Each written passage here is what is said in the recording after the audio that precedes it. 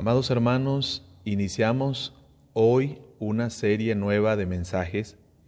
Ya les voy a compartir cómo la he titulado y por qué.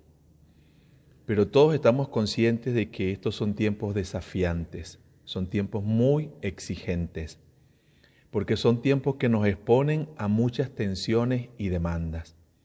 Y cada tensión y cada demanda tiende a debilitarnos, tiende a desgastarnos. Demandas de todo tipo, por cierto.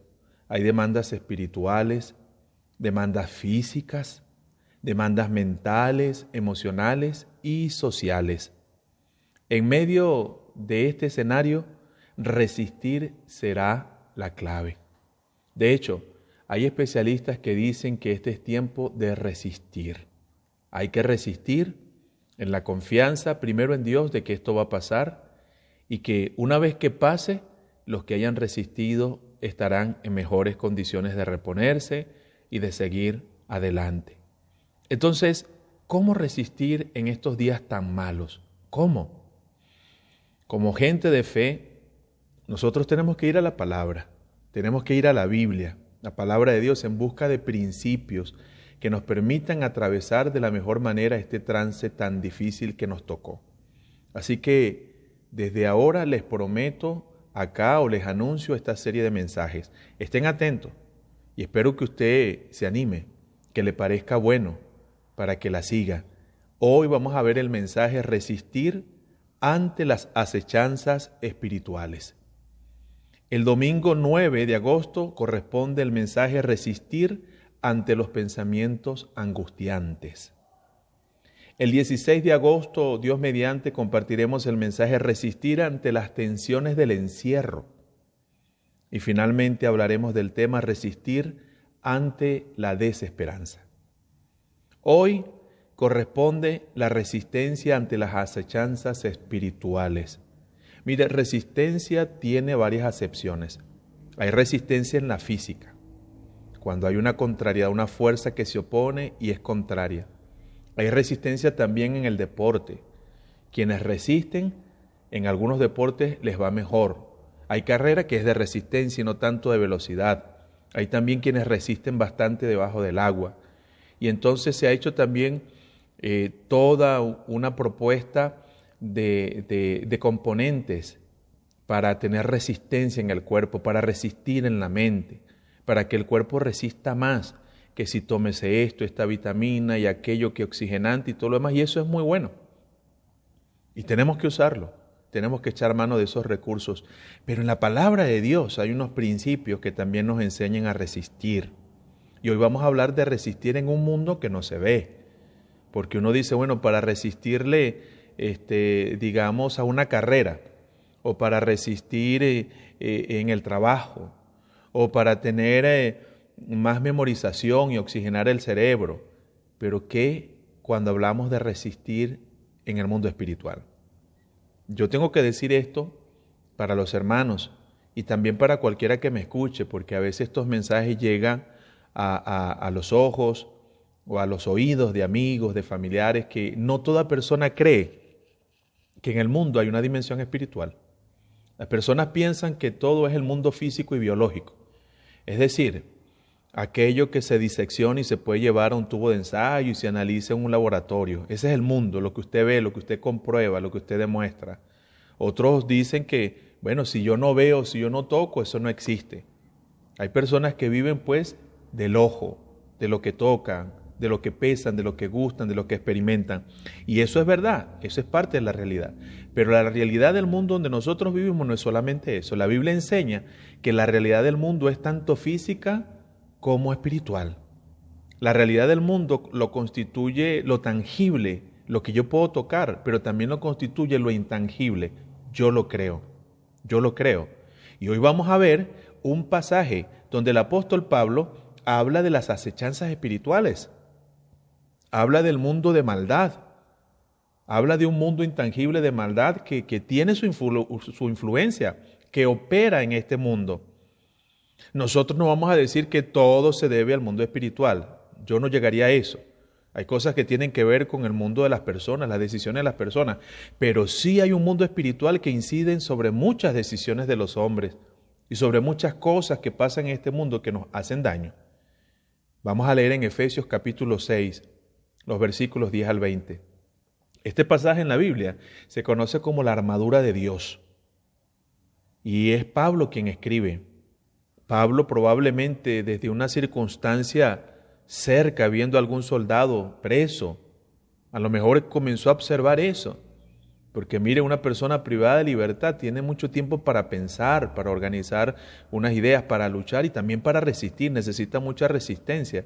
Y probablemente viendo a un soldado romano, el Señor le inspiró para que él tomara esa ilustración y le hablara a los cristianos de otras luchas que se tienen que a veces no se consideran. Efesios capítulo 6, versículos 10 en adelante, es donde vamos a avanzar este mensaje. Pero antes tratemos de pensar en lo que era esa ciudad para los cristianos. Porque Efesios con Antioquía y Alejandría conformaba una terna de ciudades importantes del Mediterráneo oriental. Es decir, que estamos hablando de una de las principales ciudades bajo el Imperio Romano en esa parte. Su ubicación geográfica le daba mucha ventaja para el comercio, el tráfico, el turismo, si se puede decir así, y la cultura. Allí, en Éfeso, estaba el templo a Artemisa, que era la diosa griega de la fecundidad. Entonces era una ciudad cosmopolita, iba gente de todo tipo y era un movimiento constante. Pero una cosa interesante es que allí Pablo estuvo 3 años en Éfeso, con éxitos y con desafíos. Y se cree que cuando él llegó allí, ya había un grupito de cristianos pequeños, pero no estaba bien formado.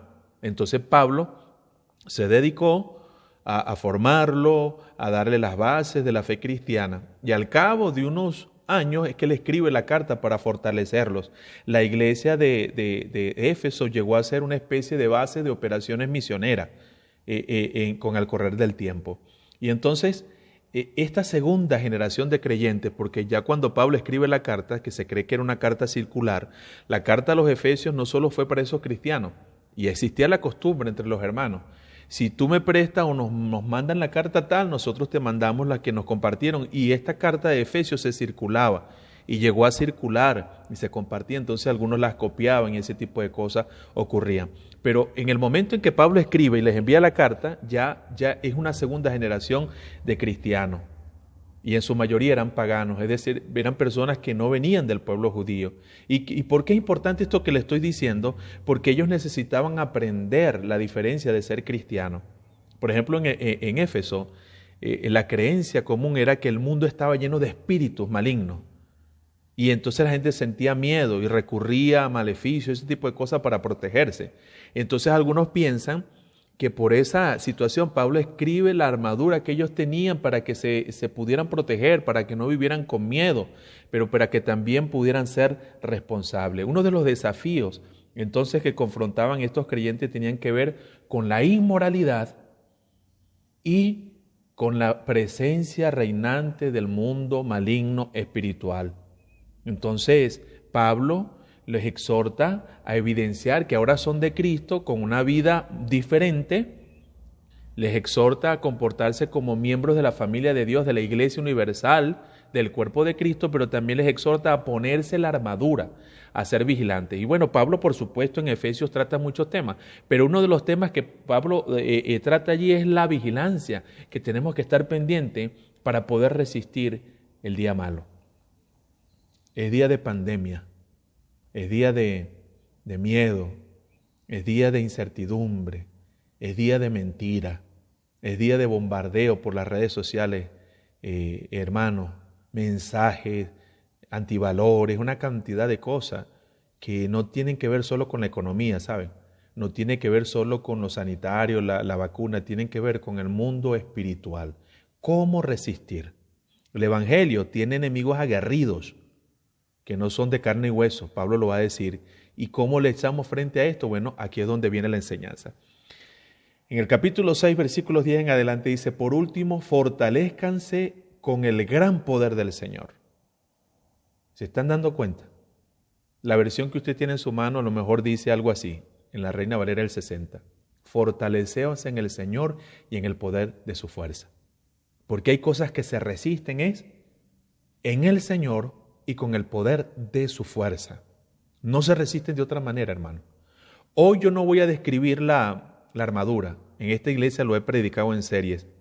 En esta iglesia lo hemos estudiado en la escuela dominical, lo hemos detallado, qué significa cada parte y qué lugar. No quiero entrar en ese detalle.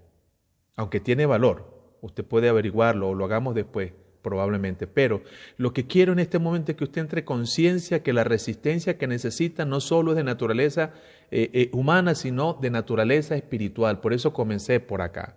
Fortaleceos en el Señor y en el poder de su fuerza. Versículo 11. Pónganse toda la armadura de Dios para que puedan hacer frente a las artimañas del diablo. Entonces Pablo ya comienza a partir del versículo 11 con una serie de verbos imperativos. Aquí dice pónganse, porque usted puede tener una cura, pero si no se la bebe. Usted puede tener un poder, pero si no lo usa. Usted puede tener una armadura, pero si no se viste. Entonces Pablo está poniendo el acento en la diligencia. Está poniendo el acento en la diligencia. Reconoce que hay un mundo de maldad. Reconoce que tenemos recursos para echar mano, pero nos obliga o nos llama o nos anima a que nosotros nos podamos poner esos recursos, que nosotros podamos disponer de eso.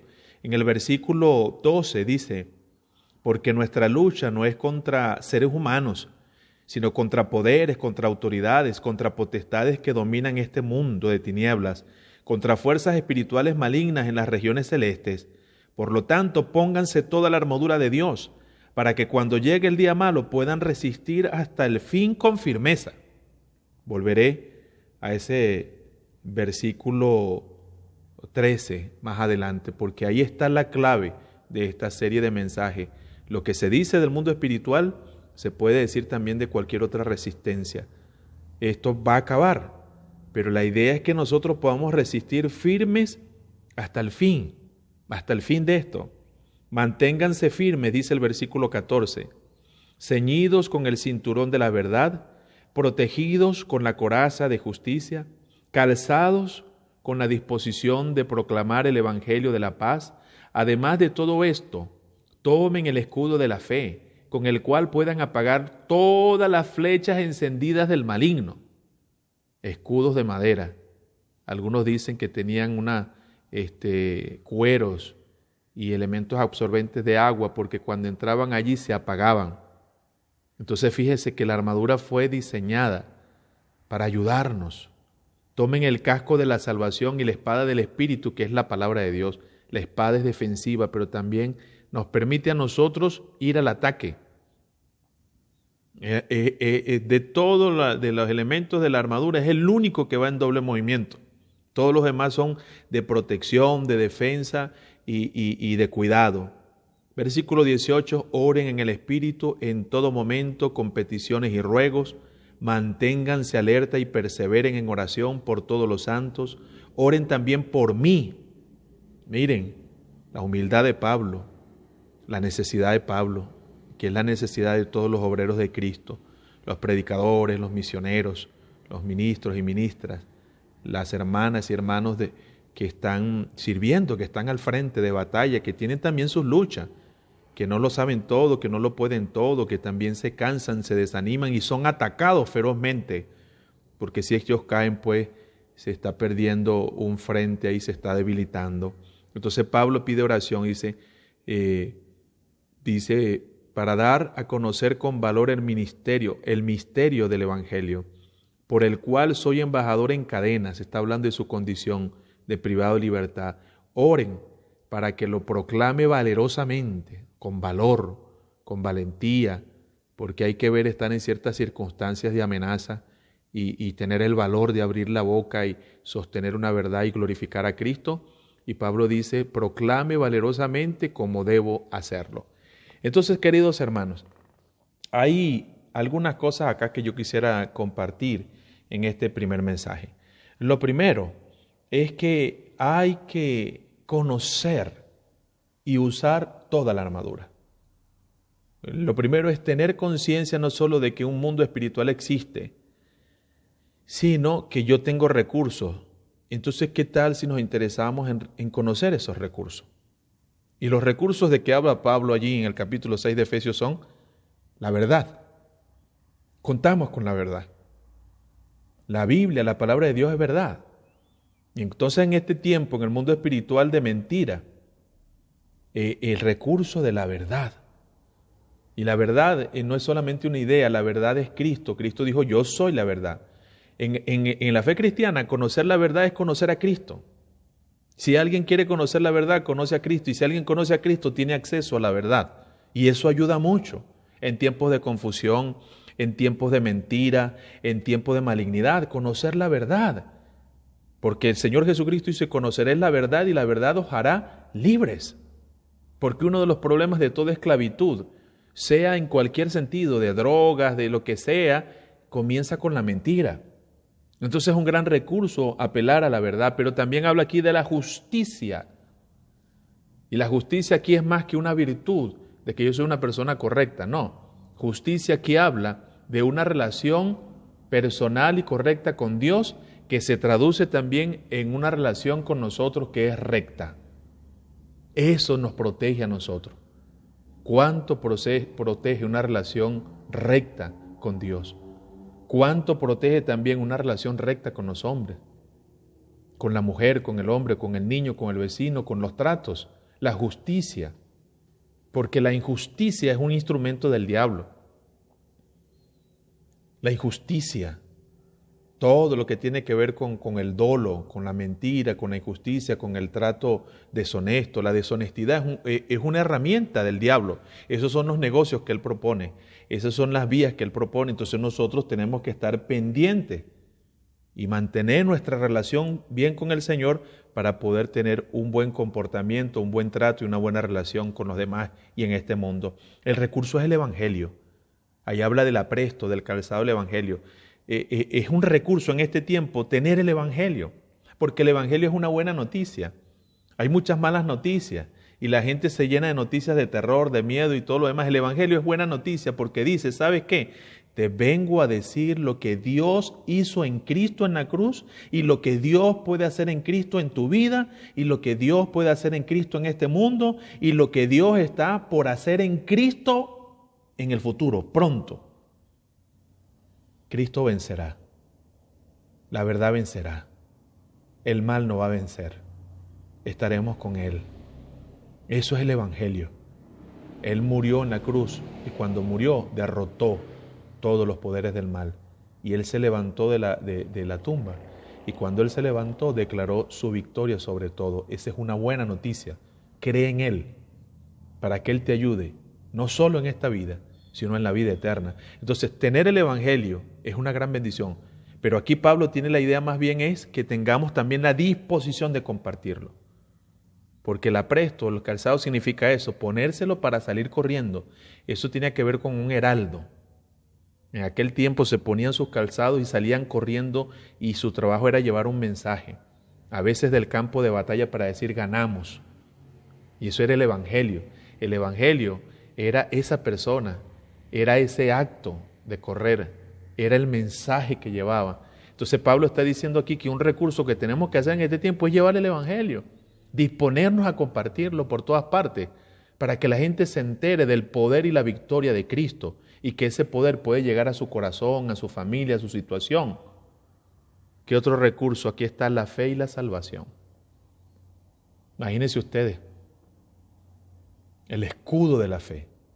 El escudo de la fe me protege. Y fe allí es confianza, la esperanza, la confianza en el Señor. Eso nos protege el corazón, eso nos protege la mente, eso nos protege la vida de tantas cosas. Hay que echar mano del escudo de la fe y hay que echar mano también entonces de la espada. De la espada, allí, del escudo de la salvación y la espada, allí, para que podamos nosotros entonces soportar el yelmo que se ponía en la cabeza de la salvación y protegía una parte sensible.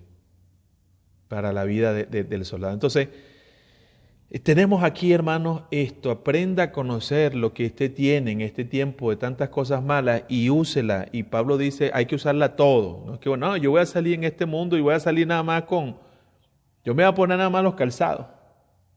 Y voy a salir entonces con el pecho despejado y con la cabeza descubierta y sin cubrirse y sin la espada. No, tiene que ser toda la armadura, la necesitamos todo, porque el que viene de ese mundo como adversario no va a perdonar. Entonces, si observamos aquí, la armadura es de defensa y ataque. La armadura se conforma de lo que hemos recibido. Es una imagen. No es la única metáfora en la Biblia para hablar de la vida cristiana y las luchas, pero es una que ilustra muy bien. Entonces, aquí la armadura se constituye de lo que el Señor nos ha dado, pero también de lo que nosotros nos apropiamos y usamos de eso. En esta batalla declarada no se asume solo individualmente, esa es la otra cosa. La armadura se usa individualmente, pero también la comunidad de fe, la iglesia tiene que cubrirse. Los hermanos tenemos que cubrirnos, porque hoy esos poderes siguen siendo espirituales. Yo sí lo creo y lo voy a decir por acá. Yo sí creo que ese mundo existe. Hay personas que dicen que no existe o que eso ya no se ve o que han tomado nuevos rostros. Yo creo que han tomado nuevos rostros, pero sigue existiendo ese mundo. ¿A qué me refiero? Hoy esos poderes malignos toman nuevos rostros y infraestructura. Por ejemplo, la pedofilia, la pornografía, las mentiras que se dicen, las violencias que se hacen a los niños, las opresiones que se hacen a los pueblos, los daños que se cometen con el ambiente. Todo eso es maligno. ¿Saben por qué? Porque todo eso quiere tomar el lugar de Dios. Porque todo eso quiere llevarle la contraria a Dios. Porque todo eso hace la obra contraria a Dios. Dios viene a traer vida y todo eso viene a matar y a destruir. Y yo sí creo que hay seres, hay corporaciones, hay ideas, hay sistemas y hay infraestructura, hay culturas, hay costumbres. Por ejemplo, consumismo, individualismo, egoísmo, destruir el ambiente, que termina dañando la vida, porque eso lo hizo el Señor es para el bienestar de sus criaturas. Entonces todo lo que le lleva a la contraria a Dios termina poniéndose al lado de lo maligno. Y es verdad. Entonces yo he dicho hasta acá tres cosas. Conozca la armadura y úsela. Segundo, no la usemos individualmente. Hagamos eso de armarnos de una manera colectiva, comunitaria, la iglesia, los hermanos. Tercero, sepa los nuevos rostros que toma también este mundo espiritual que todavía existe, para que usted sepa que detrás de eso hay cosas que son contrarias a Dios. Entonces, Pablo finalmente no nos está invitando al terror, ni al miedo. Como por ahí entonces algunos hermanos oyendo esto comienzan a estar pendientes y a andar viendo espíritus por acá. No, Pablo no quiere ni dar una taxonomía de demonios, ni dar una categoría de demonios, ni meternos miedo, ni decir que uno anda con un miedo porque no sabe lo que va a pasar al final. No, Pablo dice que están allí resistiendo. Pero Pablo pone el acento en dos cosas. Uno, en la victoria de Cristo. El Señor venció y Él nos comparte de sus recursos para que podamos resistir. Pablo pone el acento en la diligencia, en el compromiso. Nuestra parte hoy es tomar las armas, es ceñirnos, es vestirnos, es calzarnos, es orar, porque en ese versículo al final, Pablo dice en el 18 que oremos al Señor victorioso, que oremos los unos por los otros, entre todos, pero que oremos también por los servidores del Señor. Y en el versículo 13 creo que está la clave. Dice, para que podáis resistir y habiendo acabado esto, estén firmes. Esa es la clave. Entonces, amados hermanos, son tiempos difíciles, pero no son solo tiempos difíciles en la cabeza, en las emociones o en la convivencia en la casa, en la economía, en la sociedad, no. Comencemos viendo la necesidad de resistir espiritualmente y tenemos con qué. El Señor nos ha dado recursos. ¿Qué le parece si oramos? Le decimos, Señor, Ayúdanos a usar los recursos que tenemos, que tú nos has dado como victoriosos, para poder resistir espiritualmente, y ser hallados fieles al final. Padre, gracias por tu palabra, gracias por este mensaje que va a ser escuchado por nuestros hermanos y hermanas y por muchas personas también. Y Padre Santo, si es cierto que un mundo así existe, lo más cierto es que tú existes antes de eso y que estás por encima de todo. Y tú prometes estar con nosotros hasta el fin. En ti resistimos, en ti confiamos, en ti esperamos, en ti vencemos. En el nombre de Jesús, amén. Dios les bendiga.